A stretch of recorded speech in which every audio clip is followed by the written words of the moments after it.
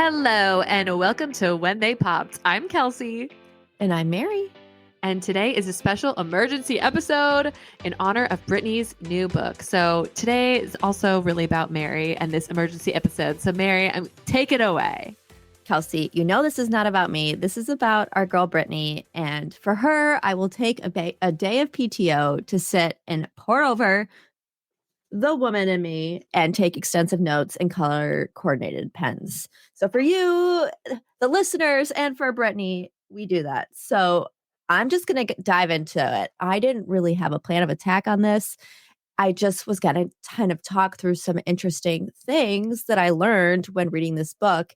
And I would love if you just cut me off, or if you had any follow-up, or if you had any thoughts, just let's talk about it. I have some things I want to discuss. Yes, obviously. welcome to the When They Popped book club, everybody. And this is our inaugural episode. Literally. Unedited, uncut. We're literally going to hit publish as soon as we're done talking because Mary read this at the speed of light.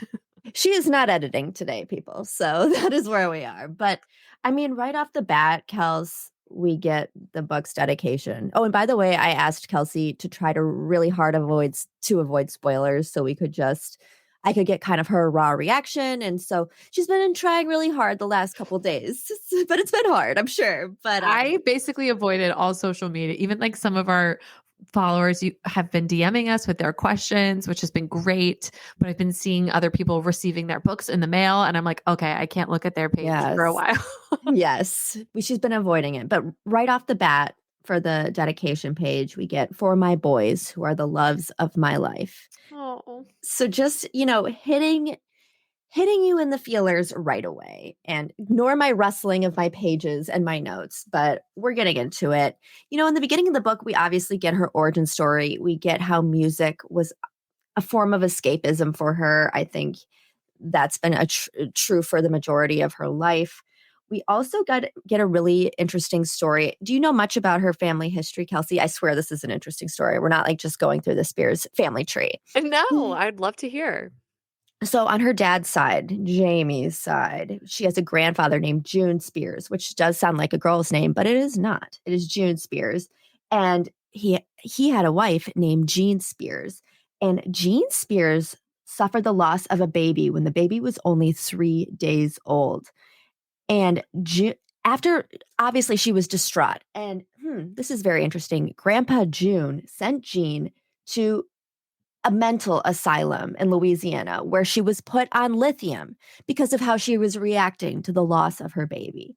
And in 1966, when she was 31, Grandma Jean shot herself with a shotgun on her infant son's grave just over 8 years after his death and after her institutionalization. And he went on to send another wife to a mental hospital as well. So right off the bat, this is like a family history almost. This has happened in the family before. This is nothing new. That's incredibly powerful and heartbreaking. I know. And she's named after that grandma, Britney Jean. Yes, Grandma, you're very good. Yes, she is. And so then we get into kind of the dynamic growing up in Louisiana, things you would expect that we would get. Obviously, Jamie was this drunk alcoholic. Britney told stories how she remembers she would, get drunk with her mother, Lynn, in 8th grade. Okay, I did see that in the spoilers. Sorry, because it was Yes. the People magazine, I think. And I was like, what the fuck? That is so messed up. I know. So not only was her dad a angry, abusive alcoholic, but her mom was also letting, Britney said, we were the cool house. And you know what happens at the cool houses, anything goes there. And it started at a very young age. And we got some cute stories from Britney's youth. I thought it was really cute. She said at her career day, she always said that she wanted to be a lawyer, but obviously that never worked out. But that I liked that. And she had this quote where she obviously was doing, gymnastics, dance, singing, but she also loved hiding in cabinets, and she loved to get attention doing that because everyone would have to look for her and find her, and she would go away and hide. And then the next day she'd want to be on the stage and perform. And She says, I wanted to hide, but I also wanted to be seen. Both things could be true. Crouched in a cool darkness of a cabinet, I felt so small I could disappear. But with everyone's eyes on me, I became something else, someone who could command a room in white tights, belting out a song. I felt like anything was possible. So we get that juxtaposition kind of right off the bat. She is born to perform, obviously, but there is this side of her that just doesn't want that attention and doesn't want to be seen. But then it does at the same time. I don't know. It was, very interesting right off the bat. They talk about she talks about how her brother Brian was in a terrible accident, and ever since when that happened, like he broke like basically every bone in her body. He had to pee through like a tube. Like she's like, that's all I could remember. Like he must be close to death if he had to Oh my pee through a God. tube. And she said that changed the dynamic of the family like completely, because Lynn and Jamie had, it was like a trucking or ATVing type accident. I'm blanking at exactly what it was, but they felt a lot of regret, obviously, as or guilt, as a parent would in that situation. I'm sure he was not being supervised. And it just, her mom and her dad, while her dad was always very tough on Brian, her mom just completely deferred to him after that point. Basically, that was just like her way of kind of dealing with her feelings around what had happened in his accident. And it was something that Brittany definitely noticed. When you say deferred, can you like she just like Yes. he could do whatever he wanted, like could do no wrong? Is that what you mean? Yeah, let's see. She writes in here because she was telling about how it happened. They're four-wheelers. And they were trying to mow down some grass with their four-wheelers. And she writes, quote, this seems like a fantastic idea to them because they were idiots. I'm like, boom, roasted. Oh, I love that. she's a savage in this. She's just like, I have some good one-liners underlined, but she says, my parents were so grateful he'd survived and felt so bad for him that during his recovery, every day was Christmas. My mom catered to my brother because of guilt. She still defers to him to this day. It's funny how one split second can change a family's dynamic forever. So, Interesting. Wow. and and not to be too weird, but Brittany then revealed that she shared a bed with Brian, not in a sexual way, but after, because she got really close to Brian after that and was scared that she was going to lose him, and felt bad that how much pain he was going through, and she slept like in bed with him till sixth grade until her mom made her stop. Which maybe that's a Southern thing or a sibling thing that I just don't know, but I did underline it. Yeah, I don't think that's that weird. Like when she's young and like I don't 30 think that's years? weird. I Hmm. I don't know. Okay, fair She enough. I'm not that my siblings and I shared a bed ever, but still I get it. Like I can imagine being really scared. And that's like her big brother. Like Yeah. that must have been really difficult to see. And so we get some, she had she talked a little bit about the Mickey Mouse Club, and um, there was a story how when one of her grandma passed away, I think it may have been Jean. I didn't put that in my notes, that her and Lynn couldn't fly to afford to fly home to Louisiana for the funeral, and so other Lynn, Justin's mother, fronted them the money to do that. Kind of showed, she said, the Mickey Mouse Club was family, and that obviously, Wow. yes, is um, was a nice gesture. And but after the Mickey Mouse Club, or excuse me, prior to the ending, she talked about her first kiss with Justin, which was the result of Truth or Dare, and she remembers that a Janet Jackson song was playing in the background. Yes, Foreshadowing. I know. Oh my god, I know that. I know. So after it ended, though, it went for like a year and a half, I think, that she was on, and she said a lot of my peers were like, heading to New York, headed out to LA, ready to pursue this career. And she said she chose to go back to Kentwood. So fair enough. And then again, so she's about 13 now. That's when she's, drinking and smoking with her mom. And also she said she was driving at 13 as well.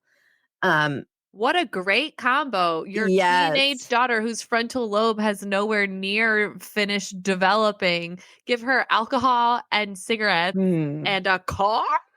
apparently Lynn, when they were all in the car with baby Jamie Lynn, Lynn suspected that Britney had been smoking and had like this selective outrage moment. And she's like, wait, you were smoking? Even though like what's smoking on top and drinking it with, at this point. And she ripped the wheel out of Britney's hands and it caused them to like spin out and actually like ram into a telephone pole. Jamie Lynn was in the back seat, not in a car seat, because apparently, as Britney said, that's kind of the Southern way, back then at least. And it just was, she said the smoking incident was completely forgotten and never came up again after that. I think Lynn was just grateful that they were all still alive, but it just sounds really chaotic. Nothing, not that we're surprised about that. But she lost, she told us how she lost her virginity to Brian's bestie. He was a 17-year-old senior and she was a young ninth grader. And so what are you in ninth grade? 14, 15? Too young. I know, So I know. young. I think that's Reg. I think that's her boyfriend, Reg, if anybody is into it as I am. But Brian was pissed, told on her. She had to her punishment was like cleaning up trash. It's like, how about just don't let her date someone older. Or drink alcohol or smoke cigarettes or drive a car. You're all forcing her to grow up too soon. That's why she thinks she's mature enough. Yes. And so she was like, I was trying to live this like normal Kentwood life, and this is what I thought I wanted, but I missed performing and I missed kind of that other side of me. And so Lynn had been in contact with someone we all know, Larry Rudolph. And he was like, let's get her to record a demo. And she recorded a Toni Braxton throwaway cut called Today. And she went out to New York. She went and sang I Have Nothing, and was signed by Clive Calder, who was an executive who formed Jive. I don't know. I thought it was Clyde Davis, but it's a Clive Calder. But he signed her on the spot. And there's a really cool story. So she gets her record deal. It did not seemingly take long. Once her mom connected with Larry Rudolph, she went and did this little tour. She would go sing in a room full of men and stand there and look pretty and cute, and that was it. And there was this is a little cute bit. Then so she had been recording in New Jersey for her first album, and then all of a sudden one of the executives told me, you need to meet this producer from Sweden. He's really good. He writes cool songs. All right, I said, who has he worked with? And so she did some research. She saw that he's worked with Rob and the Backstreet Boys, Bryan Adams. And she's like, okay, let's do it. So Max Martin flew to New York and we had a dinner meeting, just me and him, with no assistants or label people. Even though I usually had handlers around me because of my age, in this case, they wanted me to meet him by myself. As we sat down, a waiter came over and said, how may I help you? In that moment, somehow a candle flipped over and sent the whole table up in flames. We were in the middle of one of the most expensive restaurants in New York City, and our table had just become a wall of fire. From how may I help you to a flame wall in under a second. Max and I looked at each other in horror. We should go now, yeah? He said. He was magic, and we started working together. So I kind of liked that. I'd never heard that story before. I don't know if Max has told that story. I have never heard it, but they started out in flames and they produced flames after that. She said she recorded Baby One More Time really, really late at night because they noticed that when her voice was tired, it came out more, she describes it as gravelly, more mature, more sexy. And that is kind of where that song came from. She said, hold on, bear with me, people.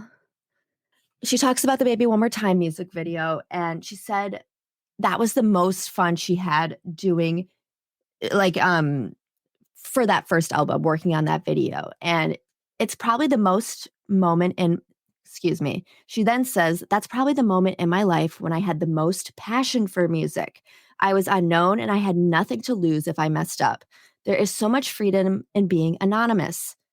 It was kind of liberating that I didn't really have to care if I made mistakes, which, wow. Yeah, very interesting, right? And so let's see. What else do I have? Page. Hold on. Let's see. There's a lot of notes.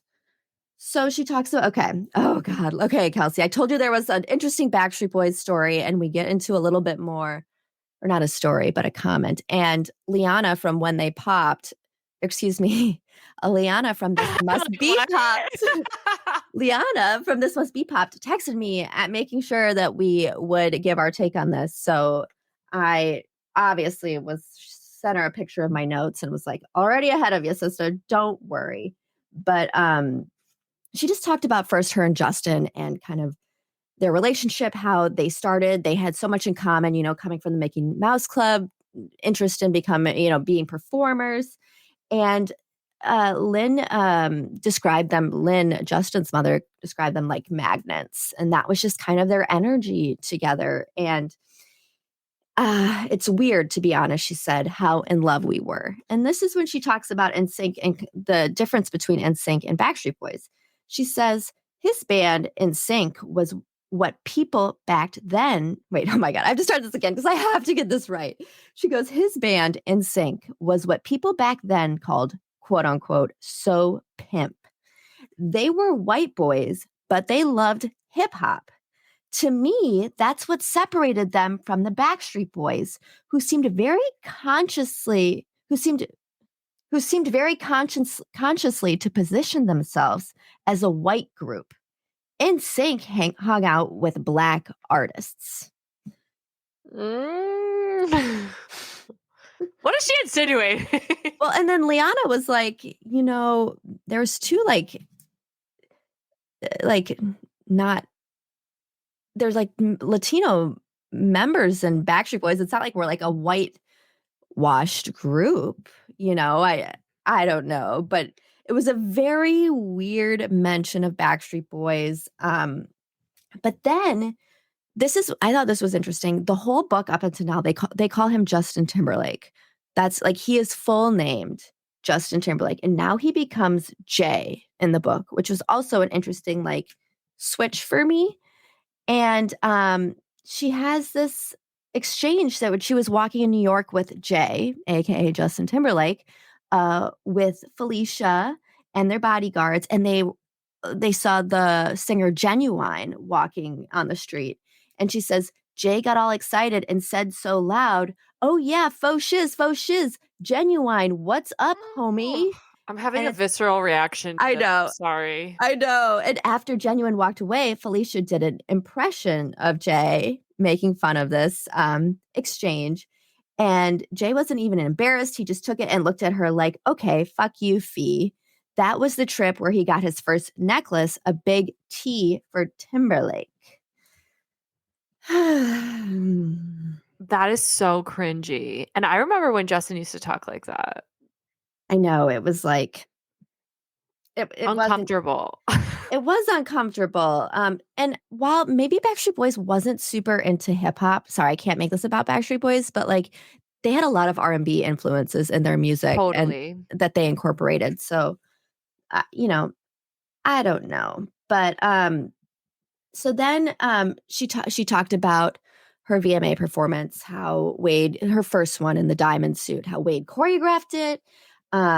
She says he always knew how to make me look strong and feminine at the same time. And she said, and kind of talked about the aftermath of that performance because there was a lot of backlash from that. She, how MTV made her sit down in front of a monitor and watch strangers in Times Square give their opinions of her performance. And she was too sexy. She wore a too skimpy outfit. It was a bad example for kids. And they had cameras literally trained on her, waiting to see how she would react to this criticism. And the host at the time was just pushing her, what do you think about people saying that you're corrupting America's youth? And she kind of had this comment. She's like, well, I'm not their parents. I understand that not everyone's going to like me. And she said this really shook her up because it was her first real taste of backlash that would obviously continue for years and years and years. And a lot of get used to it, girl. I know this is just the start. And she said, a lot of the shots were that I was this manufactured pop star and that I wasn't authentic. And she goes, I was never quite sure what all these critics thought I was supposed to be doing. A Bob Dylan impression. I was I was a Oh, teenage yes. Yes, I was a teenage girl from the South. I signed my name with a heart. I liked looking cute. Why did everyone treat me when I was a teenager like I was dangerous? Wow, that's so powerful. I know. And then to end that chapter, we get this, she's talking um, how she was trying to protect her heart from this criticism that she had just started to get in waves. And she started reading some religious books and also started taking Prozac. End of chapter. Is that foreshadowing for the chapter to come, perhaps? I don't know. But the next chapter or two was interesting to me because she really just skims the surface of her Super Bowl performance, her VMA performance with Banana, and her following performance with Michael Jackson at that benefit that he did. And I don't know, I just thought it was interesting. I thought she could, give us these like stories or, little tidbits about these like pivotal moments and just like she literally just retold, you know, What the we basics of yes, like I have nothing to say. She did say she was very impressed with the concept of the Pepsi commercials, but that's really all we got on that as well. So Do you think maybe it's because she's like, maybe I'm looking into this too much, no, but what do you do you think she's just trying to keep some stuff for herself, maybe? maybe Or sure. maybe she like honestly just doesn't remember. Like, think of how iconic her career has been. Like, Oh, I know. So many moments. Like I can barely remember my life and it is not iconic. So like I can only imagine when you like have so much her baseline is iconic and yeah. like cultural shifts. Like, so for us, it's like a huge pivotal moment that we probably remember, but to her, it's like, oh yeah, that was just another Saturday, you know? Yeah, exactly. So just something I noticed, but it's a good point. It could be either A, not a big deal, or B, something, she's keeping for Britney, which I totally understand. She then gets into Crossroads and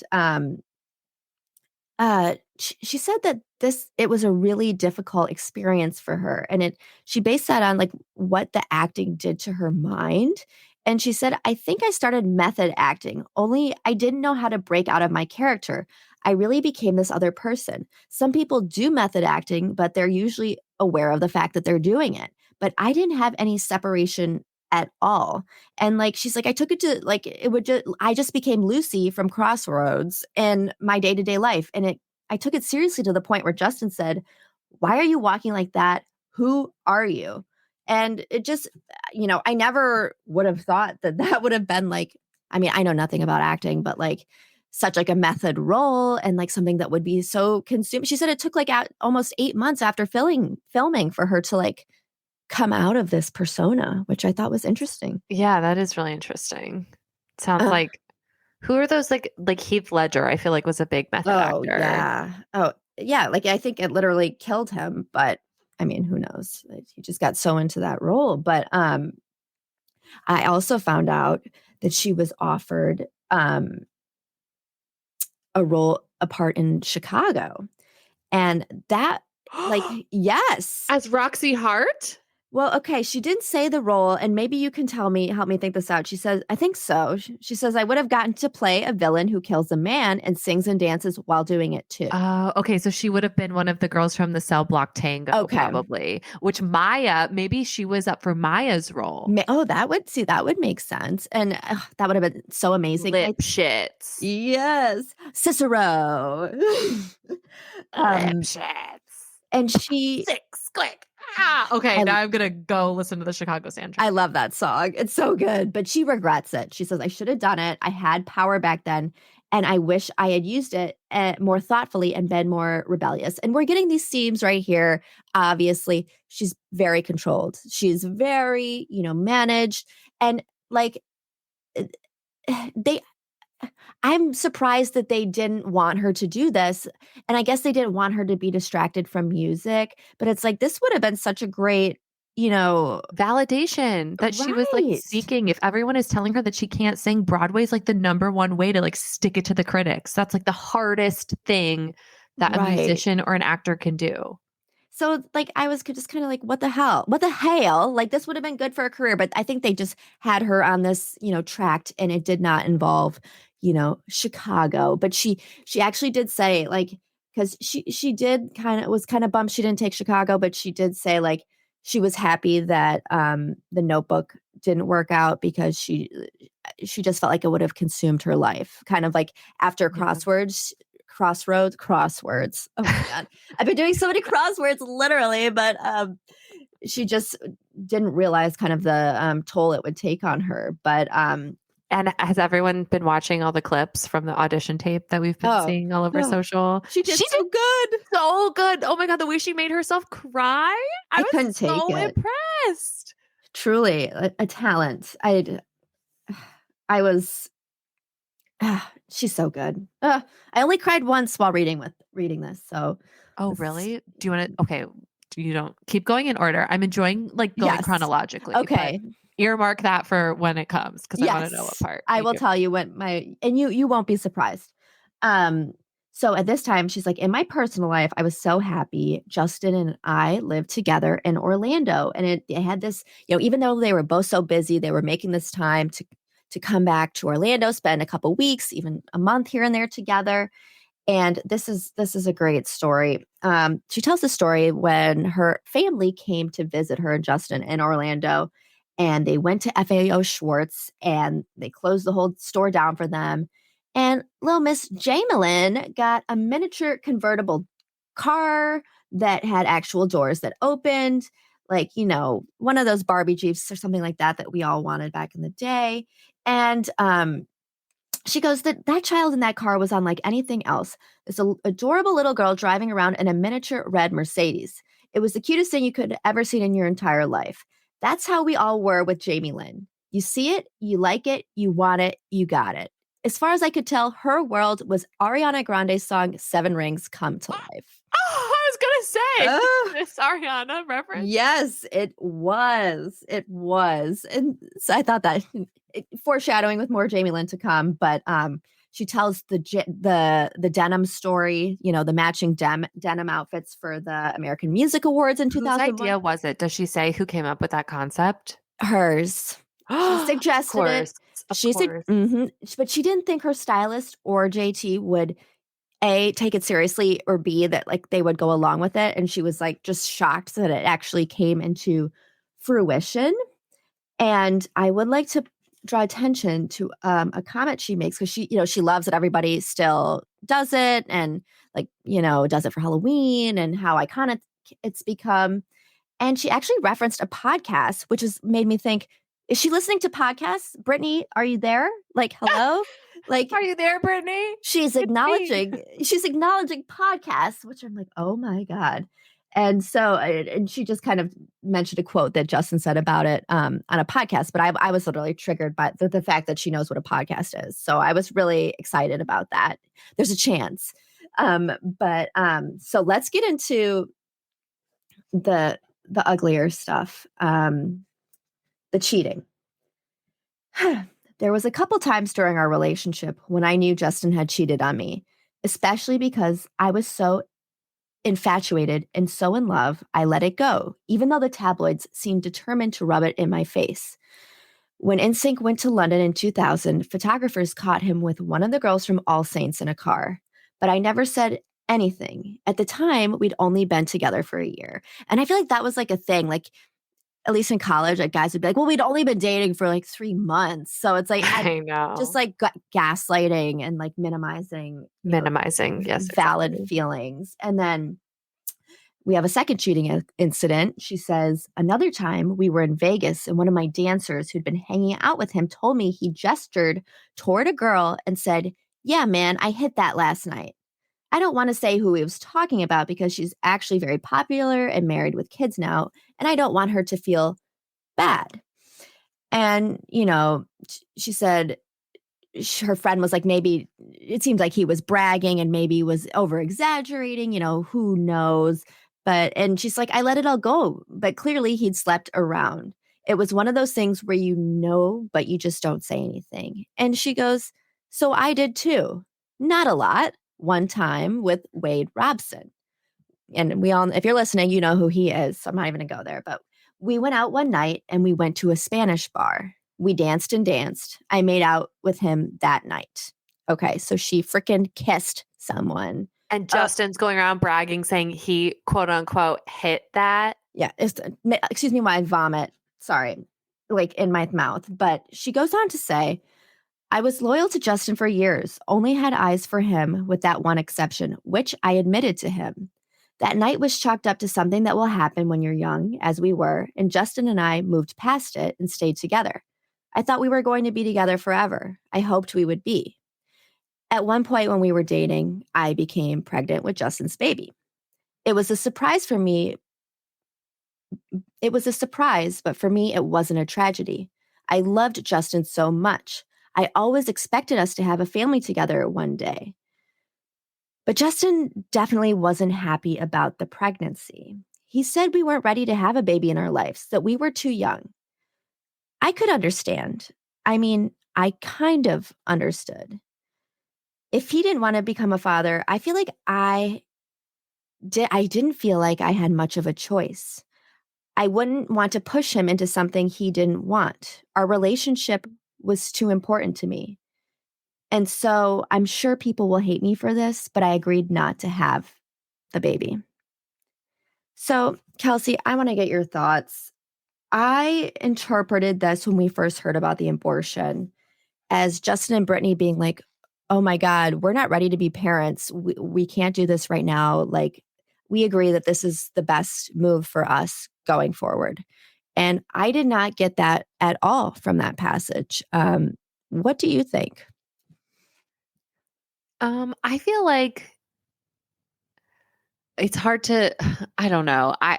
It sounds like he definitely like probably talked her out of something, but Mm-hmm. it sounds like she was agreeable to that path forward though. Like it doesn't seem like, it sounds like initially she was excited about this, Mm-hmm. but it sounds like he rationalized with her why they weren't ready. And they both came to the conclusion that they were. I forgot to read the next sentence, which is kind of important. I'm sorry. So hold that thought. I thought it was like she was moved on to something else. She said, abortion was something I never could have imagined choosing for myself, but given the circumstances, that is what we did. I don't know if that was the right decision. If it had been left up to me alone, I never would have done it. Okay. Well, yeah, that definitely That's my changes bad. things. That's my bad. I'm sorry. It sounds like she's like morally opposed to abortion too. So like it sounded like there was at least what the undertones that I'm getting from this is like the she Southern. just didn't Yeah. believe. Yeah. So yeah, that definitely puts a different light on it for sure. And that's my bad because I misinterpreted the paragraph, but that was part of that story still. So I'm sorry. But I mean, it is. I mean, that just goes to show that the clips that we've been getting through all the, news articles that we've been seeing around this Yes. or the social posts, like you don't get the full story until you read the full story. Right. And then she goes to talk about kind of the abortion itself. So we're getting into it. And they decided, she said, that she should not have it done at a doctor's or a hospital just because of the press was crazy. And so they decided to do it at home. And they didn't tell either family. The only people that knew were Justin and Fee. And as she says, on the appointment day with only Felicia and Justin there, I took the little pills. Soon I started having excruciating cramps. I went into the bathroom and stayed there for hours, lying on the floor, sobbing and screaming. I'm skipping just over some details of the pain, but she thought she literally needed to go to the hospital. Justin came into the bathroom and lay on the floor with me. At some point, he thought maybe music would help, so he got his guitar and he lay there with me strumming it. Yeah, let me sing you a song, baby. She said, I kept crying and sobbing until it was all over. It took hours, and I don't remember how it ended, but I do 20 years later remember the pain of it and the fear. After that, I was messed up for a while, especially because I still did love Justin so much. It was insane how much I loved him, and for me, it was unfortunate. I should have seen the breakup coming, but I didn't. End of chapter. Wow. And I know. Uh, I, I'm going to keep going. Are you ready for I more? can't believe he fucking pulled out a guitar. He's like, let me sing this little riff I've been working on. This will Like, make you feel that better. is let me sing your pain away, Brittany. Oh my. Sorry. I know we need to keep in mind that they were Yes. so young when this was happening. He was 19. They were teenagers. Like, Right. that is an insane heavy experience to have when you're that young and when they led such weird Crazy. childhoods. Yeah. Like, they didn't have a normal upbringing. They don't have a normal sense of like how the world works because they grew up as child stars. And if you've learned nothing from this podcast, it's that child stars are not afforded some of the basic luxuries that like normal children are, like privacy and not having your parents like squeeze you for every dime that you're worth. I know. So I just try to keep all of that in mind hearing this stuff, because they were both so young and had such little life experience while also being so exploited at the same time. It's so weird. And we're not like JT haters or anything like that. Some of this reading from Brittany's perspective is cringeworthy, but as Kelsey said, they were kids and I'm sure they both have regrets back in that day. And so it's not on me to judge. That's how I feel, but it continues. So Justified was right around the corner. And Brittany began to notice that he was being like standoffish. And like in hindsight, she's like, yeah, it's because he was about to use me as ammunition for his record. And so it made it awkward for him to be around me, staring at him with all that affection and devotion. Yeah, no shit, he was going to be standoffish. And so ultimately, though, as this just leaked in the news, he ended our relationship by text message while I was on the set for the video for the Overprotected remix by Darkchild. After seeing that message as I sat in my trailer between takes, I had to go back out and dance. For as much as Justin hurt me, there was a huge foundation of love, and when he left me, I was devastated. When I say devastated, I mean I could barely speak for months. Whenever anyone asked me about him, all I could do was cry. I don't know if I was clinically in shock, but it felt that way. Like, see, I would have never expected that. Yeah. Like, she seemed like so, like, all the time, just so, like, perky and happy and, like, I'm like, it's Britney Spears. Like, everybody loves Britney Spears, It's just hard to know, like, how much pain she was going through behind the scenes, But that was so much her persona, was like being the girl who signs her name with a heart, I know. And like not wanting to let your fans down. And we saw what a great little actress she is. So truly, she put it on. This is what Dr. Theron was talking about in our parasocial relationships episode.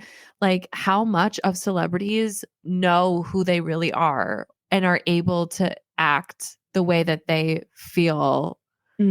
Like, at what point is like the mask becoming, do you know what I'm getting at? Yes. I'm doing a bad job explaining this, but I just feel like she was never able to feel the things that she wanted to feel. And maybe that is, just another contributing factor to that spiral that we all saw.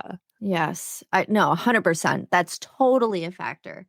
And she just took this so hard. She had to go back to Kentwood and like, she says, I was just that messed up. I lay in my bed and stared at the ceiling.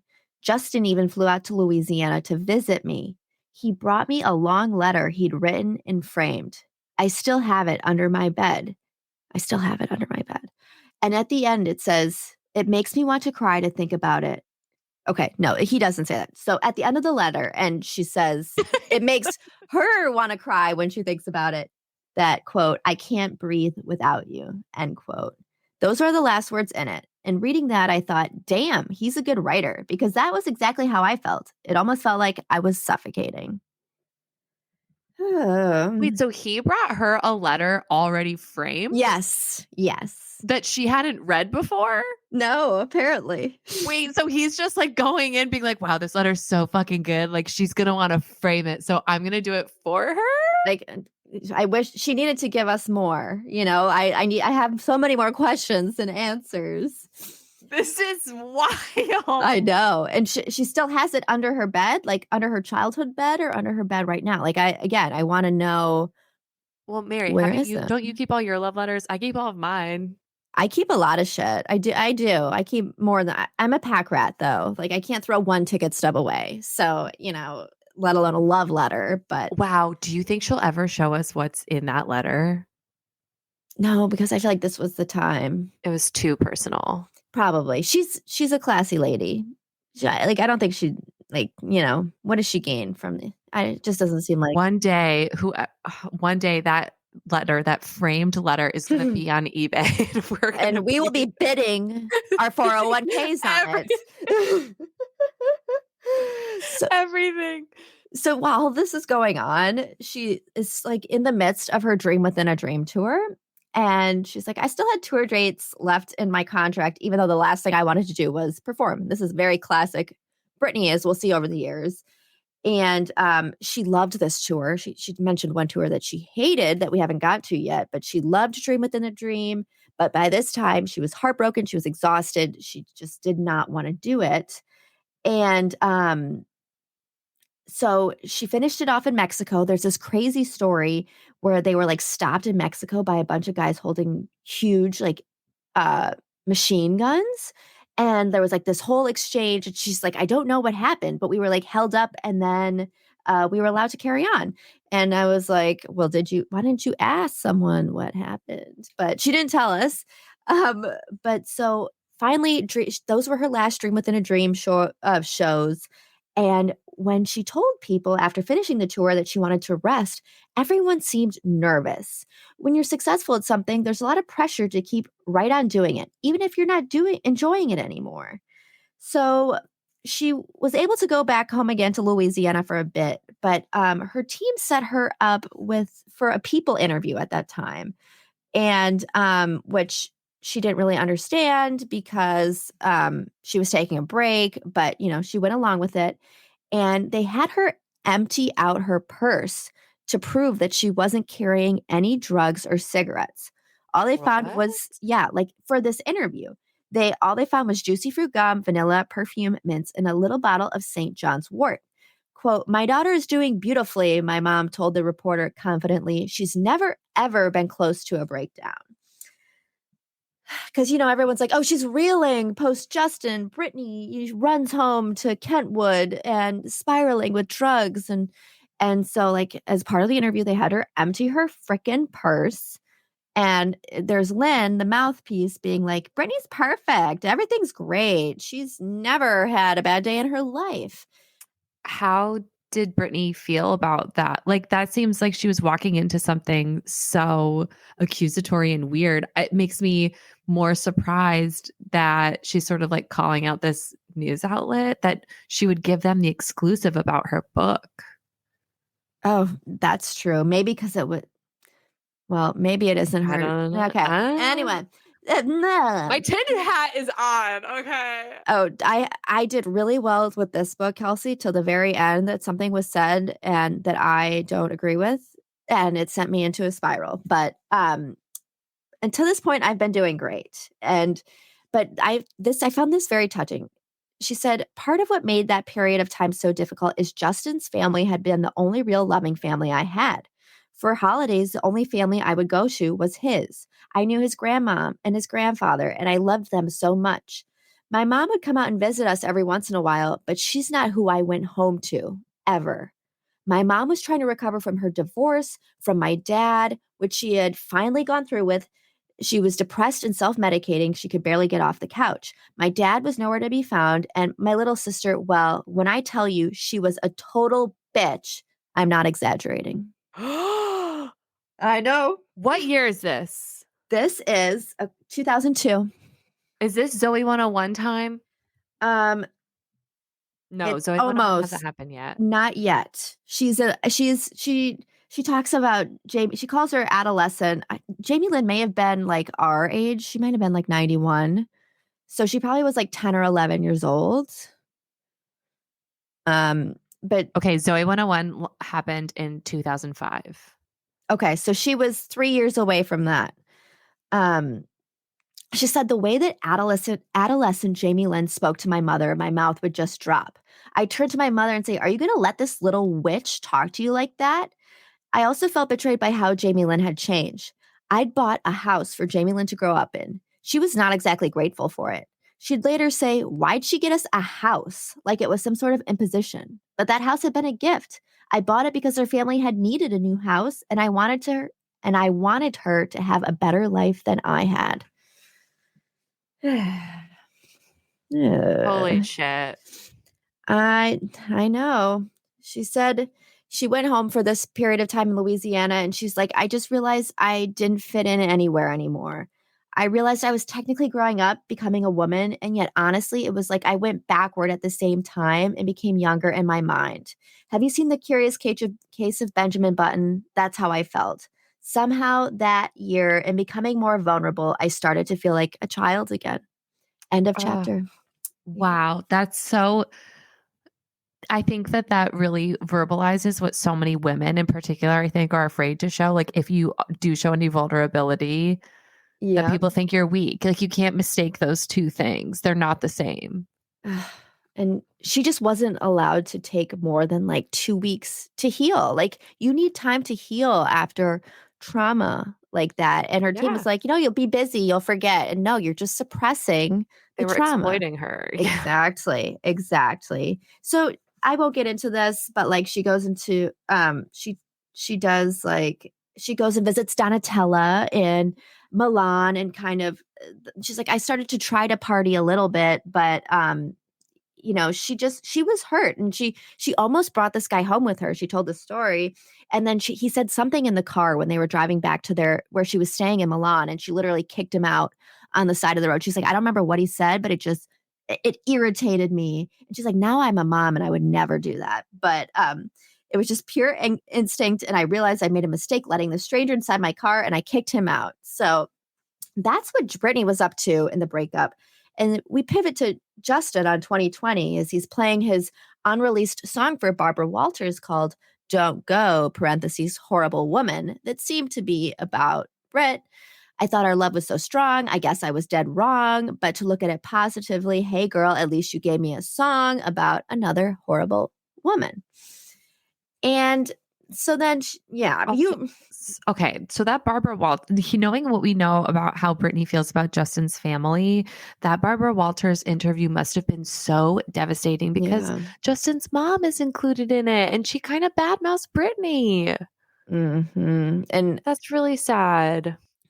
I wonder, with our call with Kelly, if maybe Lynn had some regrets of with how that went down, Well, I'm or sure. I'm y- sure. you She's know, just, being there for her son. I can't yes, imagine. Of course, she's going to stick with her son. Like, I totally can give her compassion for that. Like, that's a tough position to be right, in. But 100. I can also put myself in Brittany's shoes and be devastated that, like, this Ugh. person who was like the only caring parent that you had in your life is like not on your side. That's awful. It honestly, Kelsey's book is literally one hit after the next. As she just keeps like taking these gut punches. It's really sad. Obviously, right after that is when Crimea River comes out, and the Britney lookalikes in the video. She says, "I was described as a harlot who'd broken the heart of America's golden boy. The truth, I was comatose in Louisiana, and he was happily running around Hollywood." She said, "May I just say that on his explosive album and all the several sorry. She said, "May I just say that on his explosive album and in all the press that surrounded it, Justin neglected to mention the several times he cheated on me." And then she talked about this like narrative that's in Hollywood, how it's like, you know, it's kind of like cool for like a man to maybe like be unfaithful to a woman, but like if a woman does it, fuck you, bitch. That's kind of like the storyline, getting the revenge from this like perceived disrespect from, this slutty woman. And she goes, "The only problem with that narrative was, in our case, it wasn't like that." And she's like, "I felt like there was no way at the time to tell my side of the story. I couldn't explain because I knew no one would take my side once Justin had convinced the world of his version. I don't think Justin realized the power he had in shaming me, and I still don't think he understands to this day." This reminds me of Christina Aguilera Can't Hold Us Down. It does. It Like does. how guys can do whatever they want, girls cannot. what is it? The guy gets all the glory the more he can score, while the Ugh, girl can do the same, and yet you call her a whore. that was I mean, it probably still is today, but it was definitely more very prevalent at that time as well. Ugh, it's really sad. And The oh, go tabloid ahead. culture back then, like, it can't be understated how No. awful it was. And if you weren't alive for it, like it's hard to imagine like just like the amount of paparazzi that would be following a celebrity. Like there's laws in place now and anyone can be a paparazzi with a phone, but like back then you were making like millions of dollars with one picture. And and as a result, it was a frenzy. And so it just is totally It was different now. inhumane, like, Yes. literally inhumane.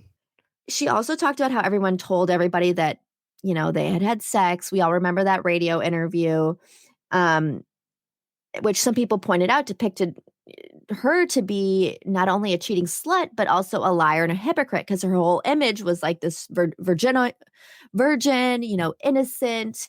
And she's like, but the truth of the matter is, like, Justin and I have been living together and I've been having sex since I was 14. And she honestly was like, kind of, she's like, I wasn't mad actually when he outed that because, like, I was sick of this like virgin image that I was being like forced to toe the line with. And it took the focus off me as a musician and a performer. She's like, I worked so hard on my music and on my stage shows, but all some reporters could think to ask me of is whether or not my breasts were real or whether or not my hymen was intact. Like, Literally, it's so gross how obsessed. I'm glad that she used those terms because it makes it sound as ridiculous as it is. it let me tell you, my jaw was on the floor because I just loved how like sassy and like sharp Yes, she was being in the, that this writing was. I know it was ghostwritten, but I definitely feel some Britney sass in this. does And sound very sharp. yes, And she deserves to punch back. All these years, these people have been saying yes. these things about her, and I feel like she's never been able to come back and say anything about No, it. and she's been pretty quiet, and she never like went back at him because everyone's like, well, if she didn't do anything, she would defend herself, on Barbara Walters or what was it, Diane Sawyer, and she we'll get to that, and she just is like, why no one would believe me, it's as simple as that. I don't know, it's really sad, but um, what was I going to say? She said at this point though, this is when she started to kind of gaslight herself in the sense that she's like, I knew the truth of our relationship and I knew it was nothing like it was being portrayed. But I still kind of felt like if I was suffering this much and everybody was saying all this about me, like I must have deserved it. Like, she was like, I was so sensitive. I was so young. I was reeling from this abortion and breakup.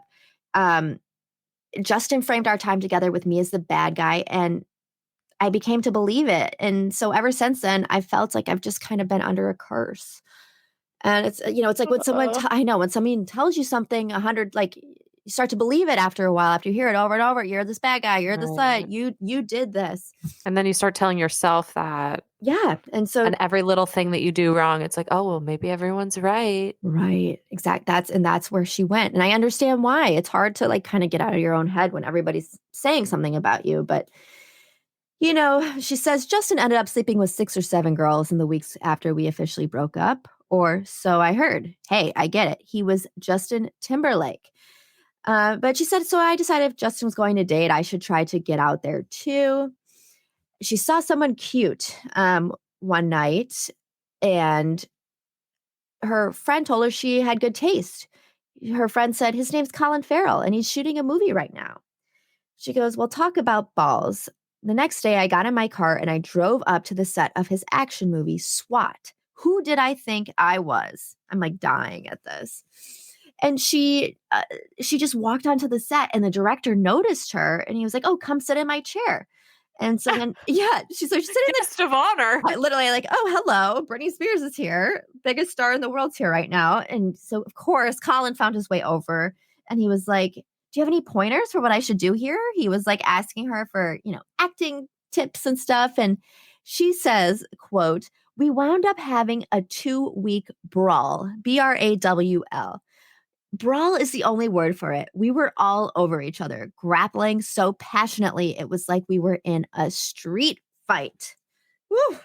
What? Whoa. Okay, when I first heard the brawl comment, I was like, "Wait, they, like, fought a lot?" Like, Whoa. I was, like, so naive about it. He was so hot in that movie, like, I remember seeing that in theaters. Yes. He is so fine. And she picked right up on that, and he even took her to the premiere of his movie, The Recruit, with Al Pacino, and she said, "I was so flattered he asked me to go, but I wore a pajama top. I thought it was a real shirt because it had miniature studs on it, but I see the photos and I think, yeah, I definitely wore a full-blown pajama top to Colin Farrell's premiere." Well, who amongst us hasn't had a I fashionable know. top? I Maybe not with know. Colin on our arm, but still, Oh my god. Just so that's funny. hilarious. I know. I love to think that Brittany looks back at old photos and is like, "Wow, why did I wear that?" Also, Yes. it's very comforting. Stars, they're just like us. Literally, she's one of the people. In hindsight, she's like looking back, she's like, I was so fresh out of this relationship and this kind of happened so fast. And I was trying to convince myself, it was not a big deal. I was vulnerable. It was just kind of like a fling. But she did say for a brief moment in time, I did think there could be something there. Um, and when talking about Colin, obviously there wasn't, but that's kind of where she was with her. Um, in her headspace, but she was just becoming very isolated at this time. She starts to develop what she describes like a very severe kind of form of social anxiety. She didn't want to be going out. She wasn't at the clubs or dinners. She wanted to be by herself, and she pivots right here before continuing that story to talk about the Justified and Christina tour that happened around this time. She was kind of getting portrayed in the media as like, oh, Britney's struggling. She's not, depressed without Justin. And meanwhile, there's all these positive stories about Justin and Christina and this tour they're going on. And they even have that cover, I believe, on Rolling Stone together. And Christina even commented in the interview that she thought that Justin and Britney should get back together. Which Britney was like, I thought that was just confusing as hell. She doesn't say hell, but I did. And she said, seeing people I know so intimately talk about me that way in the press stung. Even if they weren't trying to be cruel, it felt like they were just pouring salt in the wound. Why was it so easy for everyone to forget that I was a human being, vulnerable enough that these headlines could leave a bruise? Wow. We would all do well to remember that. No, Like, no kidding. celebrities are people, they read the comments that you leave them on their Instagram, like, don't be a dick. Like, imagine it's just like sweet Britney Spears. Like, you don't want to hurt someone's feelings. Like that can Also, stay.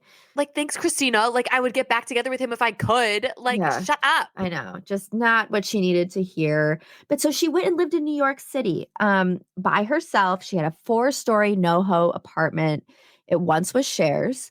Robin Williams once made her laugh in the elevator, but she was like, I literally never left the place. I only talked to Fee and my bodyguard. And she said, Fee, I didn't need a chaperone at that time. And Sophie had, became a friend and an assistant by then. And she was like, I was totally content staying home. I liked it there. I felt safe. But she did have a few visitors. And one that she touched on was Madonna. And she remembers Madonna walking into her New York City apartment and she just owned the room. And she goes, nice view. And Brittany's like, yeah, it's a nice view, I guess. And she's got the sense that Madonna understood that she was going through a bit of a hard time. And this is when she, tried to take her under her wing and mentor her a bit. And that's when Britney had her moment in Kabbalah. Madonna did that red string ceremony with her to initiate her into Kabbalah. And she, at the base of her neck, she tattooed a word in Hebrew that means one of the 72 names of God. Some Kabbalists think of it as meaning healing, which is what she was still trying to do. And she just really admired Madonna and spoke about how she just was very confident in herself, was not afraid to put her foot down, knew what she wanted, wasn't afraid to, say what she wanted. And Britney was like, in the words of Taylor Swift, she was just like a perpetual people pleaser and was not like she felt like she was kind of helpless, and said that she believed she got that from her mother. Boom, roasted. Ooh. But So can we talk about the Kabbalah red string? oh Because my that was like the God. hottest accessory that year. Yes. A red thread on your wrist. I didn't know what it meant, like But what Kabbalah was, but I knew I wanted a red string. oh yeah. Oh yeah. And so she was really close to Madonna at this time, and she was like, I had become too nice, and and she was just trying to take this kind of strong queen behavior energy that she was getting from Madonna, and that's kind of where the VMA from 2000. Wow, we just talked about 5 came up. What's the one Hollywood? Is that 2005? Once whatever. The kiss. I don't have my years written down. And she said that the VMA, we didn't, I would have loved more details about this, but every time that they rehearsed this VMA's performance, they did an air kiss. They weren't like doing real kisses in rehearsal. And she says about 2 minutes before the actual performance, she was sitting on the side of the stage and thinking about my biggest performance to date at the VMAs when I had pulled off the suit to reveal a sparkly outfit. So I guess she thinks of that as bigger than Banana the Snake. And which I We agree. disagree. No, Oh, you agree? well, that was my favorite, but I like, yes, but I feel like Toxic gave us sort of like a similar moment, whereas Banana, like that's true. No one there's has no other moment. That's true. But, it could go either way. But so she was like remembering these moments she had on the VMAs, and she's like, I want a moment like that again this year. With the kiss, should I just go for it? So like that makes me think that like they weren't gonna kiss, but they went for it. But like that seems, I don't know about that. But they obviously went for it. And so, but it was during the rehearsals for the VMAs that Britney came up, she says, for the idea with asking Madonna to be on Me Against the Music. And like, I loved reading this because I love Me Against the Music, and it's not really loved in the fandom. It's kind of shit on. And her label didn't like it either. And they didn't want it to be the lead single off In the Zone, and they wanted something more like Slave for You. And she was like, okay, well, what if I get someone a cool feature on it? Like, would they be down? They're like, who? And she was talking with like a manager or something, or someone, Barry Weiss, who ran the label, Casual. And she's like, how about Madonna? And like, kind of like flicked her head towards Madonna. And he was like, holy shit, yeah, that'd work. And so she went over and basically pitched it as something that would benefit both of them. And she agreed. And Britney says, Me Against Music is still one of my favorite songs. And the collaboration with her is part of what makes it so memorable. And thank freaking God, because I love that song too. And I love knowing that Britney loves it. She's also, so then she started talking about In the Zone, and she said Toxic is still one of her favorite songs to perform, which I'm a little surprised she's not sick of it yet, but like, fair enough. And it was around this time though. This this was a weird story. But so I'm gonna skip. She just talks about how these men came into her room and started interrogating her with her father. She doesn't say what she doesn't say what about, and she just like didn't respond. And then she's like, and then the next day I got the call that I was going to be on Diane Sawyer. And I was like, okay, but what did the men ask you about? I need to know more. But she didn't tell us. And so we get to Diane Sawyer, and she was told she was going to do it. She didn't have a say. She wasn't told what the questions would be ahead of time. She didn't get a heads up. She didn't obviously get any screeners, like you can't ask about this or that. And she said she was absolutely humiliated. She believed she didn't owe the media details of her breakup. She says, I shouldn't have been forced to speak on national TV, forced to cry in front of this stranger, a woman who was relentlessly going after me with harsh question after harsh question. Instead, it felt like I had been exploited, set up in front of the whole world. And she said the interview was a breaking point for me internally. A switch had been flipped. I felt something dark come over my body. I felt myself turning almost like a werewolf into a bad person. A bad person? And and the B and the P are capitalized. Yeah. Wow. I can't believe that interview like had that. Also, though, we all have to agree that Diane Sawyer was like not an Terrible. ethical, like that was not. It's cringeworthy what that interview did, but oh my God, a bad person. And what is a capitalized bad person? Like, to me, that means that like, that's something that it's like a label for Oh, a type of character in her mind that she never wanted to be. oh my God. I know. I know. I know. So that was a big shifting point, according to her. And next, we get into the wedding, the first wedding. She goes to she's home in Louisiana for the holidays. Lynn's giving her shit for partying with some of her old friends in a guest house on the Serenity property. And so she's like, I'm a freaking celebrity. Let's leave Serenity and go to Vegas. And that's when she goes to Vegas, spends a few nights there, and ends up marrying Jason, a childhood friend at the Little White Chapel at 3:30 in the morning. She says, to be clear, he and I were not in love. I was just honestly very drunk and probably, in a more general sense at that time in my life, very bored. And she says the next day, her whole family flew out to Vegas, acting like she killed someone. She was like, I honestly wasn't taking it very seriously. And I thought it was strange that they were involved so quickly, even prior to her getting to the point of like regretting what she had done. She hadn't even like processed and regretted it yet. And her parents were there like, it's being annulled. And she said, I realized something about my being under their control and not having a stronger connection. Excuse me. She said, I realized something about my being under their control and not having a stronger connection to someone else had become very, very important to them. What do I have over you guys? I wondered. Why would someone else be such a huge threat? Perhaps it's worth mentioning that by this point, I was supporting them financially. So Yeah. they had their claws in very tight. And, Jason Alexander, they got married. They didn't have a prenup in place. There was a threat to the money. There was a threat to the finances. This was not part of the plan. And the family reacted that way. I mean, to be fair though, like if my kid got married in Vegas, I would do the same thing. Like, what Yeah. are you doing? But like the way she said it, she's like, they treated me like she goes, did I kill someone last night? She like didn't understand why, like she genuinely like didn't know what happened last night that they were so upset about. And it was the merit. Like that's how upset they were, just like, Wow. But so next we get into the Onyx Hotel tour. Do you know that tour, Kels? I don't. Will you enlighten me? So this is definitely a fan favorite tour, and Britney freaking hated it. It's not my favorite, but a lot of people love that tour. And she says this was one of the darkest times of my life, and the vibe of the tour was dark too. A lot of sweaty numbers, dark themes, and moody lighting. This tour also marked a change in my relationship with my brother Brian.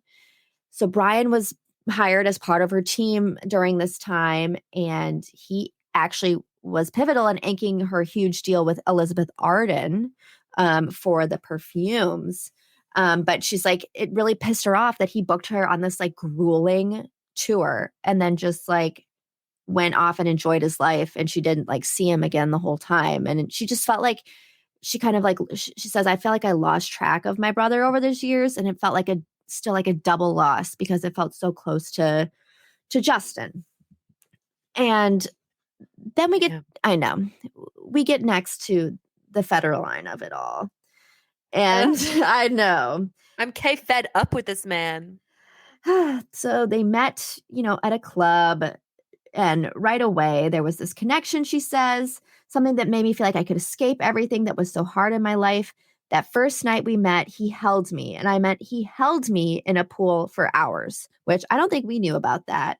She said it was beyond a sexual thing. It wasn't about lust. It was intimate. He would hold me as long as I wanted to be held. After what I'd gone through with Jay, I hadn't been with someone in a real way in a long time. And she's like, everyone's saying I was going to date Prince William or, someone else. And all I wanted was to be held by a freaking man in a swimming pool. Like, oh, that's really sad. Yeah. And also, I remember all those rumors that she was going to date Prince William. Oh, I know. And I was like so excited by that. I was like, if anyone can have him, if it's because I thought he was so cute back then. Everyone had a crush on him, yes. And it was, if I can't have him, Britney should. Can have him, yes. And so she said, she did say, she knew Kevin had a bad boy image, but she had no idea when we met that he had a toddler, nor that his ex-girlfriend was 8 months pregnant with his second baby. I was clueless. I was living in a bubble and didn't have a lot of good, close friends to confide in and get advice from. I had no idea until after we'd been together for a while and someone told me, he has a new baby, right? And so she didn't believe it, but she asked him and she's like, you have kids? And he admitted it. And he told her that he saw them once a month. And she goes, so a number was done on me. Obviously, I had no idea. And of course, during this time, she was being portrayed as this like crazy homewrecker. And like, but you think back then, Yeah. we don't have like, she Social didn't media. know, and she didn't have access to the internet, like much internet. She was already very on a tight leash. And like, I believe that. I don't think we had Facebook back then. Like Facebook was just for like college Yeah, kids. it was right around the corner. It was literally right Yeah. around the corner. And so We're she spoiled with how easily we can find out someone's cheating now. Like I you know. didn't have location services on I know. phones. I know. And so she brought him on the Onyx Hotel tour with him. I think she was really trying to combat kind of this loneliness she was feeling. She said the tour was just so rough. It was super sexual, almost too sexual in her opinion. She said she thinks she was trying to kind of rebel to this JT embarrassment, but it was just even too much for her. And she said she hated the stupid tour so much that she prayed to get hurt. And as we talked about in our Blackout episode, that she did while filming Outrageous there were still a few months of tour dates left. And she said, I didn't want to feel the pain. And so the doctors offered me Vicodin and I took it. So noted. She says Onyx Hotel was a mistake. She should have taken time to process and heal. But that isn't a thing in the music industry. So that's that. Right. She was conditioned to just keep going. Exactly. She was forced to keep going. She didn't really have a say. And she thought that Kevin would give her freedom and the stability she was craving. So after their infamous wedding, she parted ways with her current management and posted a letter on her fan website to tell everybody, her fans, that she was going to take some time off to enjoy her personal life. She was really excited and optimistic that this is where things were going to change for her, which is really sad. And so then we get to the pregnancies. And she says 2 things about being pregnant. I loved sex and I loved food. Both of these things were absolutely amazing throughout both of my pregnancies. But she also says she became kind of a mama bear during this time and was very just protective. She says, I was the meanest woman alive. Like I just was not, no one was going to be messing with me when I was like pregnant with my babies. She said, that's how she described herself. And her boys were born 3 months apart. And she thought if she stayed out of the public eye a bit, she would eventually be left alone. But she was always like found. And she was just really trying to find a way to keep her sons out of that aggressive paparazzi eye. And what she said about that kind of sucked. It hurt. She said, what no one in the media seemed to realize was that I was hard on myself as it was. I could be wild, but at heart, I was always a people pleaser. Even at my lowest, I cared what people thought. Just on the level of civility, it was incredibly painful to be treated with such disregard, such disgust. And she's just talking about all the headlines. Britney's a bad mom. Like Britney almost dropped Sean Preston. Yeah, like driving with the baby in her lap. Or when she's like crying with the baby on her, she goes into it was really sad what she went through that time. And she commented also about how her, obviously she looked different and she was huge, or she was out and about without makeup, and she's like, as if those types of things were some kind of sin, as if gaining weight was something unkind I had done to them personally, a betrayal. At what point did I promise to stay 17 for the rest of my life? Wow, that's so powerful. I know. And wow. So Kevin, as we all know, started getting into his own music. And she was like, I was supportive of this. I wanted him to have this, but he was changing. And she said she knows she was making up excuses in her head, kind of explaining away this behavior. This is how marriage is after a while, that you just kind of accept this. But she knew eventually that there was issues. And so he was in New York and she flew to New York to see him and wanted to spend some quality time. But Kevin wouldn't see her. He turned her away, and neither would his new manager that used to be on her team. Like, LOL, are you freaking kidding me? They both were like, nope. And she's like, I've seen Fame and Money ruin people, but I watched it happen with Kevin in slow motion. And she's like, fame is not real life. And I didn't find anything lasting in Fame. There's no authenticity for Fame, but this is what Kevin was on the hunt for. And even after being turned away from her husband in New York City, she still carried on this hope that her and Kevin had a chance. And so she tried to save her marriage one last time and went to see him when he was shooting a music video in Vegas. And she said, this is incredible. When I found him, he had his head shaved. He was getting ready to shoot the cover for his album. He was in the studio all the time. He really thought he was a rapper now. Bless his heart, because he did take it so seriously. Oh, bless his heart. I know. She roasted Did she him. drop a lot of bless his hearts? That was the only one. Oh, she saved it for that special moment to make the most impact. Ooh. I know. It was really powerful. And so basically, once again, she went to the shoot and was turned away. He has since told her that he did not turn her away, but all she knew was that her former security guards were keeping her from seeing her husband. And she kind of was able to like peek in and see what was going on. And he was like on set. She's like, set had turned into a party. They were smoking, they were drinking. He was happy, didn't have a care in the world. Meanwhile, she was there trying to save her marriage. And she did say she still felt sympathetic for Kevin because she realized he was under a lot of pressure. He was Mr. Britney Spears and was trying to like break out on his own, but she just wanted him to like care a little bit more. And like she felt she like sacrificed a lot, like duh, and basically abandoned her career at that time for him and their family. And so it was obviously just like really hurtful to be turned away like that. She gave birth to Jadam James, and like that's when I think she realized she was going through postpartum depression. She basically had her babies back to back, but she says now she was definitely facing some like symptoms of PPD, but again that was kind of like taboo. No one talked about it back then. No, and now this is really exciting and timely. We get to the blackout era.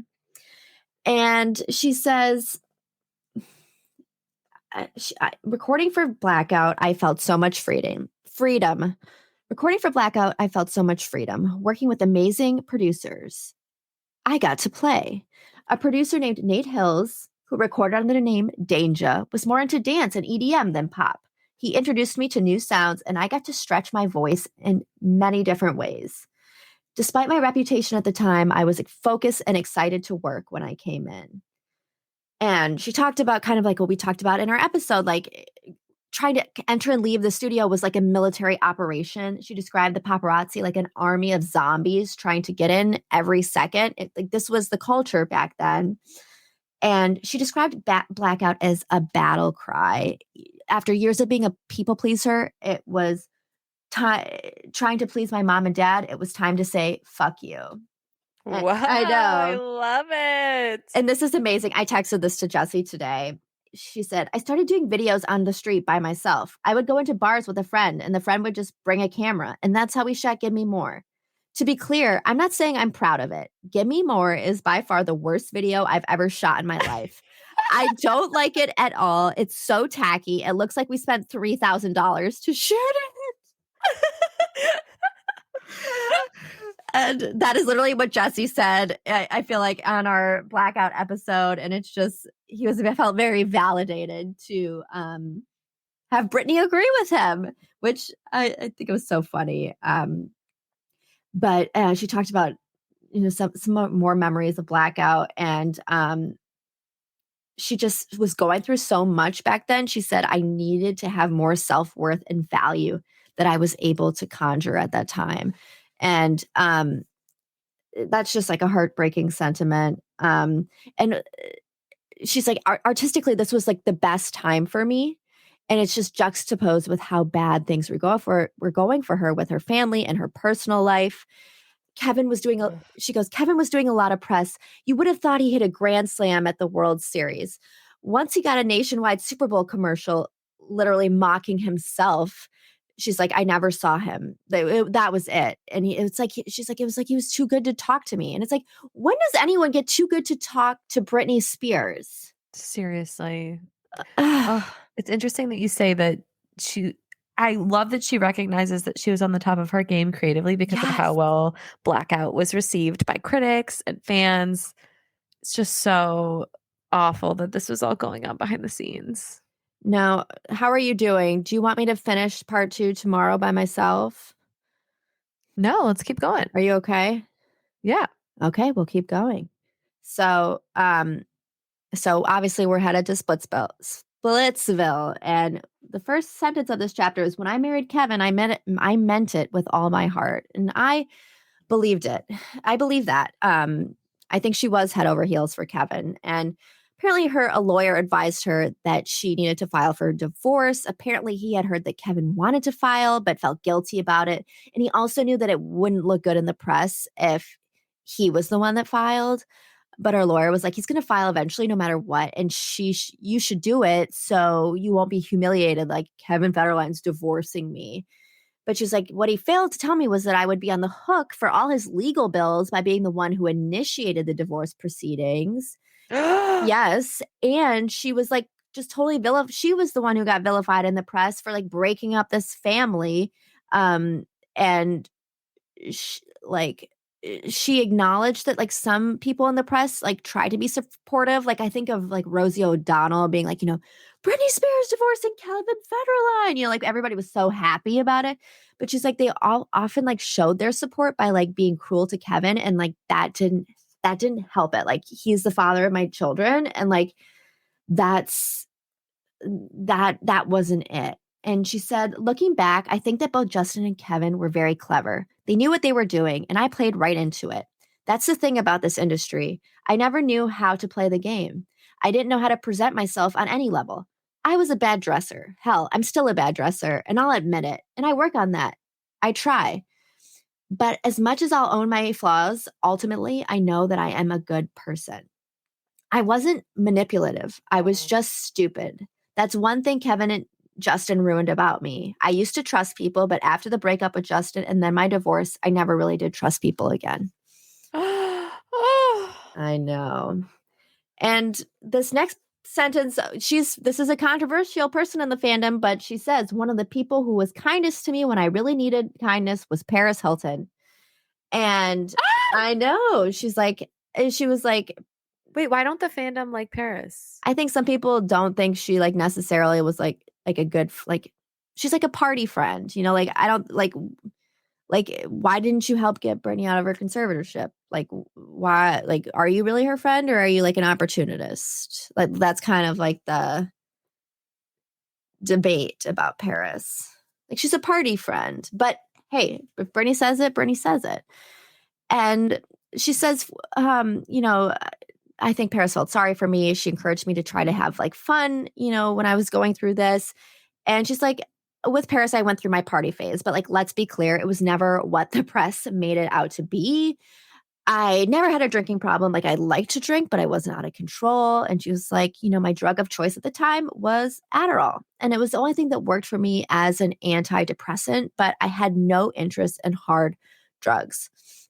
And she said that night of the Bimbo Summit, the famous picture with Lindsay Paris and Britney, they had just been out like drinking with the girls. And she had asked Lynn to babysit and like thinking she was being this like responsible, like someone's watching my kids. I'm going to go out and have fun and, like doing the right thing. And when Britney got home, Lynn was just like so pissed at her that she had been drinking and went off on her. And Britney said, Um, my mom always made me feel like I was bad or guilty of something, even though I had worked so hard to be good. That's what my family has always done, treated me like I was bad. This fight marked a turning point in my relationship with my mom. I couldn't go back to the way it was before. We tried, but it didn't really work. So, Wow. yeah. Yes. But That's definitely, I mean, it does sound like her family didn't like it anytime someone new came into the mix, like a Paris who right. is, as much as people want to call Paris dumb, like she was not dumb. No. She knew how to play the game. And I wonder if they saw any of these new friends or new lovers as a threat to their own financial security because Yeah. they were trying to control Britney so tightly. It feels like a cult. And she felt that. She's like, my family made me feel paralyzed. And as a result, I gravitated towards anyone who would step in and act as a buffer between me and them, especially people who would take me out partying and get me temporarily distracted from all the surveillance I was under. So just like you said, Kelsey, like a Paris, kind of create this space between what was going on in the House of Spears. But this was when Kevin made a bid for full custody. He tried to convince everyone that she was completely out of control. And she literally thought it was like a joke, but it wasn't. And so in 2007, we are in January of 2007. This is when it gets bad. Um, Apparently Kevin had taken the boys and wouldn't bring them back to Brittany and wouldn't let her see them for weeks. And this is before they had figured out a custody agreement. And this is kind of a gray area, a time, they're both parents. Nothing's been decided by the court. So he has as much of a right to them as she does. And so it had been weeks. And her Aunt Sandra had just died of cancer and like her second mother. So Brittany was really in a state of distraught. And so by this time it's been weeks. Kevin has the kids and it's February 2007. And she went to Kevin's to ask for them. Like she literally drove to his house to like plead to see her babies. And she was turned away. And Jaden was only 5 months and Sean Oh, Preston was 17. And the paparazzi were there and just watched all of it play out. And it was humiliating. And she said after that, she was distraught and she just decided to give the paparazzi some material. And that's when she went to the hair salon and took the clippers and shaved off all her hair. Everyone thought it was hilarious. Look how crazy she is. Even my parents acted embarrassed by me. But nobody seemed to understand that I was simply out of my mind with grief. My children had been taken away from me. With my head shaved, everyone was scared of me, even my mom. No one would talk to me anymore because I was too ugly. Shaving my head was a way of saying to the world, fuck you. You want me to be pretty for you? Fuck you. You want me to be good for you? Fuck you. You want me to be your dream girl? Fuck you. oh my God. And she made a good point. She said, a friend of mine said after this, like, if someone took my baby away from me, I would have done a lot more than get a haircut. I would have burned the city to the ground. And that's the Truly. point. I mean, they make a point. I don't think everyone belittled her reasons for doing that. And They I literally just said she was crazy. yes. No one cared about all of the stuff that was going on behind the scenes. No. And she didn't give up. A couple days after that, she went to Kevin again to try to see her babies. This is when Allie Sims was driving her, and the paparazzi were again on them like white on rice. They were like, Brittany, how are you feeling? Like, Brittany, just peppering her. She's sitting there with her shaved head. There's definitely footage I've seen of that. She just has like her head in her hands. And once again, she's denied entry to Kevin's. And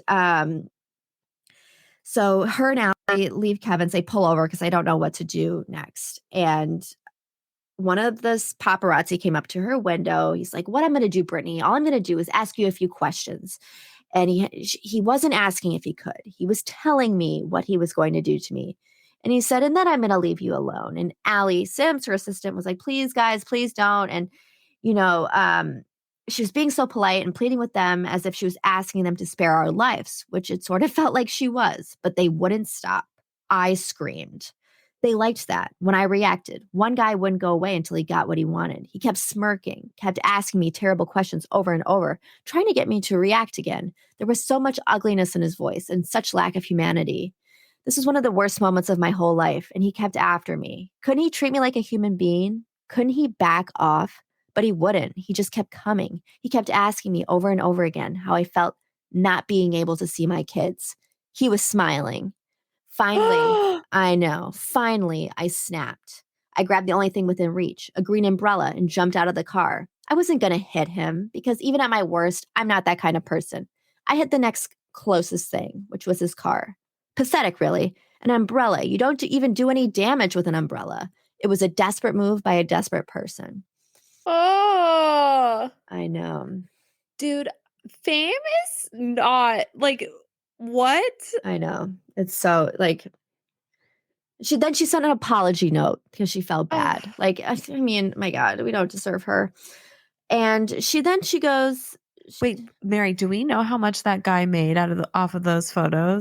That's a great question. No. That's what's so fucking sick about it all. I know. Everyone is cashing in on the deterioration of her physical and mental and emotional well-being. It's really, that is inhumane. I know. He was in one of the documentaries too. Because you know what he said? There was another quote. He did say, oh, this part is sick.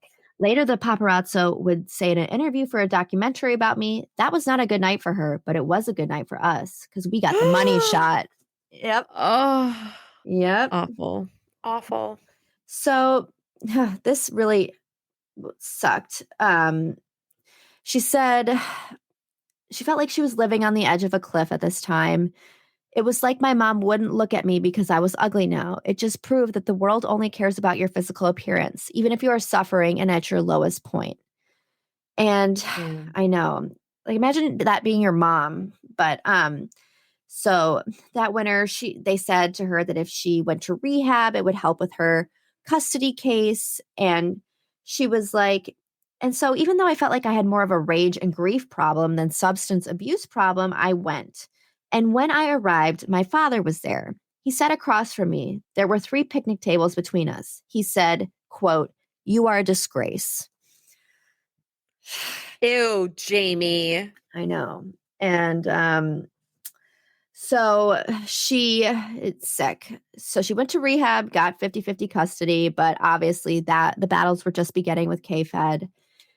So next we get the VMAs, and she didn't want to do it. She didn't want to perform the Give Me More. She didn't want to do anything right now. But her team was pressuring her to get out there and show the world that she was fine. And she says, the only problem with this was I was not fine. On top of that, she hadn't slept the night before. She was dizzy. She had 2 babies in 2 years. And she said, everyone was acting like me not having a 6-pack was offensive. And also that night, she ran into Justin backstage before her performance. It'd been a while since she had last seen him. Yes, everything was going great in his world. He was at the top of his game in every way and had a lot of swagger. I was having a panic attack. I hadn't rehearsed enough. I hated the way I looked. I knew it was going to be bad. And she could see herself on the video screens in the auditorium. And she's like, it was like looking at myself in a funhouse mirror. I knew it was terrible. And then she's like, meanwhile, Justin, glided his way into his performance, and women were shaking their titties at them and like loving everything that he did. And she just she was immediately went backstage and was sobbing after this performance. So she didn't even hear until later when Sarah Silverman came out to roast her. She said, at the age of 25, I'd done everything worthwhile in my life I'd ever do. She called my 2 babies the most adorable mistakes she'll ever see.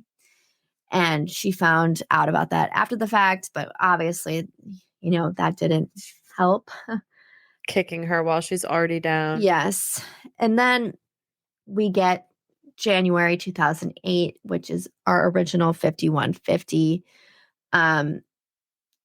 They had the 50-50 custody agreement. Kevin's bodyguards were coming to pick up the boys from Britney's. First, he put Preston in the car.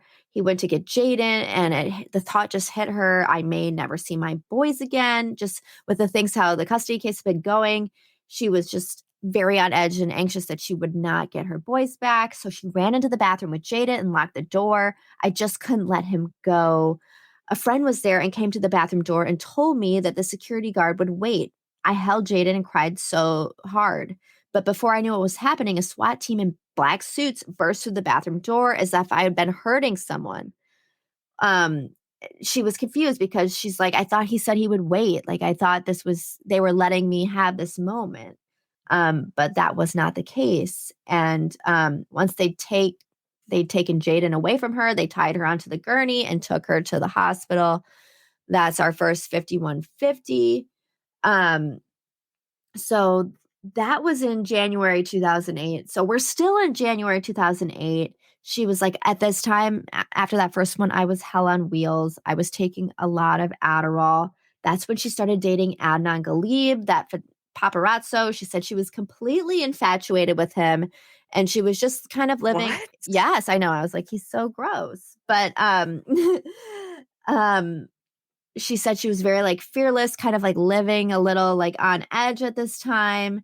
But he encouraged her to rebel. She said he let me sow my oats and still loved me for it. And so, but she noticed as it seemed like the relationship with Adnan was getting more serious. And as that happened, she sensed that her family was trying to get closer to her.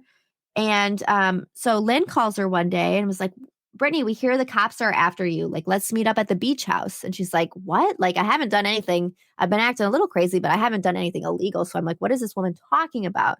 And she's like, no, Britney, just come to the house. We want to talk to you. So Adnan and her went to the house, and they both knew right away that something was off. And as soon as they basically got there were just helicopters and another SWAT team. And that's when she was 5150'd again. She was like lured to the beach. SWAT team? Yes. Yeah. Why is that necessary? It may be like procedure, but like I think the fact that they like lured her there to be 5150 is like insane to me. I like it. Lynn was the lure. It's so sad. Okay, everybody, I'm sorry. I'm really tired, but we are 2/3 of the way through this book. Britney has just been 5150 twice against her will. And so for part 2 tomorrow, I'm going to finish talking you through the start of the conservatorship, what happened in the con, and then her getting out of the conservatorship. So, man, what a cliffhanger. We got to keep you coming back. But I hope you have enjoyed this as much as we have. And please let us know your thoughts. Send us messages, comment on our Spotify post. Like, let us know what you're thinking. Because I was just going to pick a couple of moments that shocked me in this book, and I couldn't, obviously. So here we are. You're doing the Lord's work, Mary. You're doing great. You're doing amazing, sweetie. Holy shit. I'm like dying. I can't wait to listen to tomorrow. Yes, I will do it tomorrow morning. But bye.